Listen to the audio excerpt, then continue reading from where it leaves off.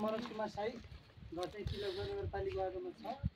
हामी चाहिँ प्रणाली के अरे जलवायु संरक्षण परियोजना प्रणाली प्रदेश नेपाल भन्ने छ कार्यक्रमको नाम र किरिन भन्ने एउटा संस्था छ, प्रणाली उत्तरशील अभियान नेपाल भन्ने चाहिँ संस्था होइन, सर्टकटमा हामी किरिन भन्छौँ।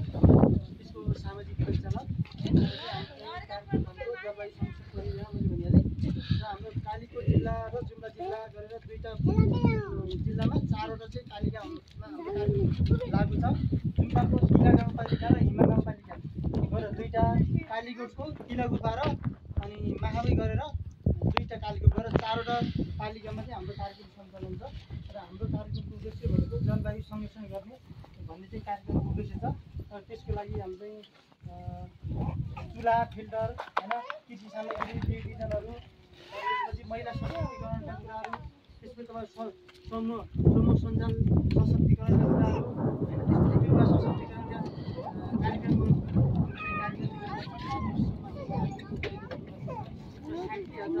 60,000 चाहिँ 60,000 टन कार्बन चाहिँ घटाउने हाम्रो कार्यक्रमको लक्ष्य छ भनेपछि होइन।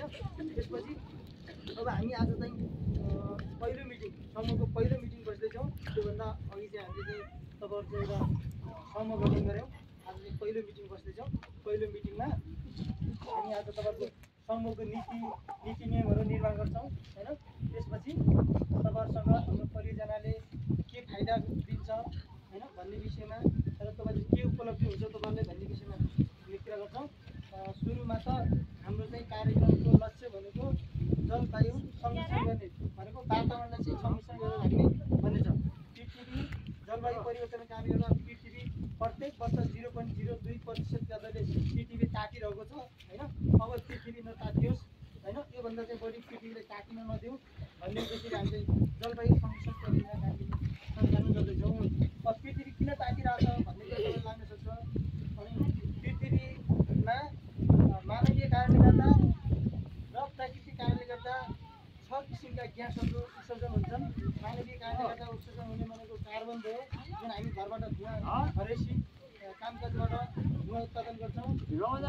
उद्योग धन्दा कलकारखानाबाट गाडीबाट धुवा निस्किन्छ होइन, कार्बन उत्सर्जन हुन्छ। त्यसपछि मिथेन ग्यासहरूको उत्सर्जन हुन्छ। लगायतका 6 किसिमका ग्यासले गर्दा जुन पृथ्वीभन्दा माथि र